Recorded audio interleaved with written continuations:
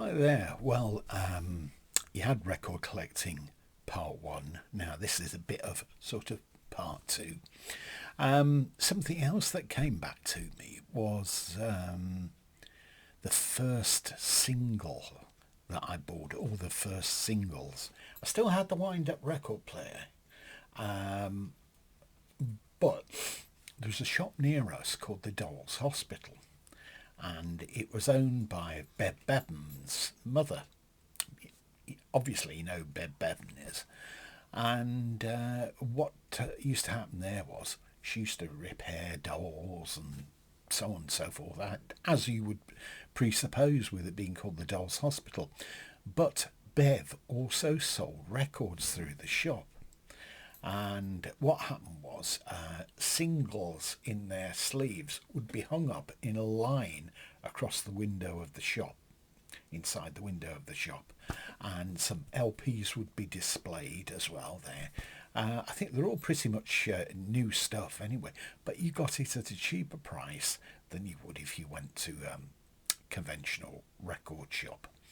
And I remember going there the one day, or looking the window the one day, and a lot of us from school used to pop down there and sort of gaze in the windows. And there was a single there. It was called Wipeout by the Surfaris.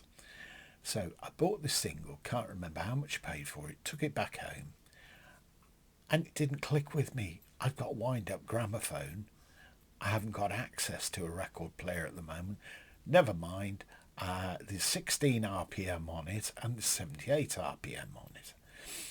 So I tried the 16 RPM and it came out very much like this, and there was drumming that went bump, bump, bump.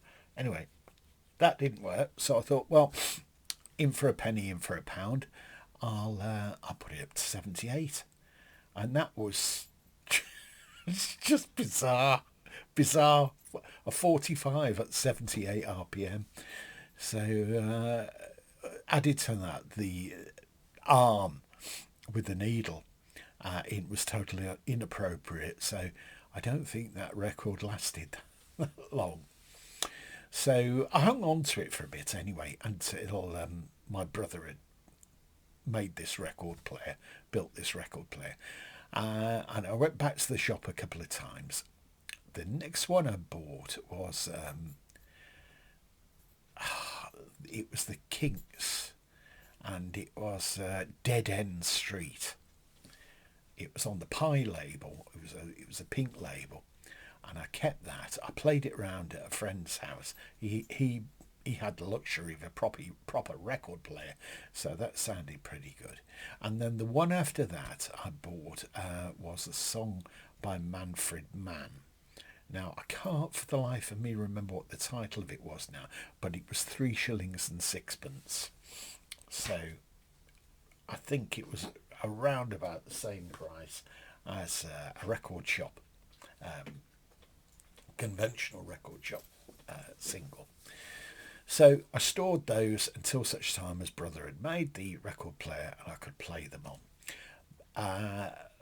By then, my father was very keen on tenors, and he bought an LP of an Irish gentleman called Joseph Locke, or as some people called him, Joseph Locke.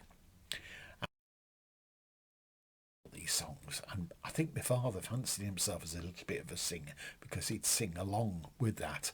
Um, uh, if it was on of a Saturday morning, and he'd wear one of my mother's hats, which I thought was a bit bizarre. I think he was just larking about anyway.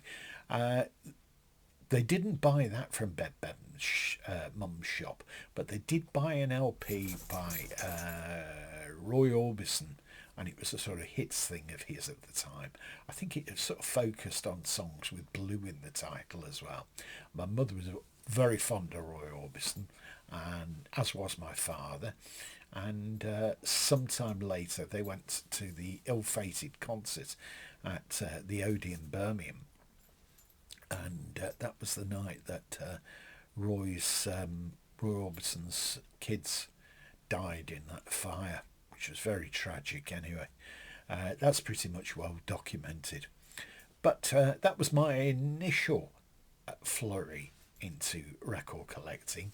In the meanwhile, I was listening to some classical things of my brother's, like Rimsky-Korsakov. He had this EP, and it was Flight of the Bumblebee with some other things on. So I had to indulge myself with that until such time as I got a chance to play some of his other records, like the Beach Boys, the Supremes, etc., etc. So foray into record collecting. Now I've got a rather impatient Shih Tzu at the side of me, namely Freddie, and he wants to interrupt this. So I'll have to come back and tell you a little bit more about that, about the next part of record collecting. Okay, thanks for watching anyway.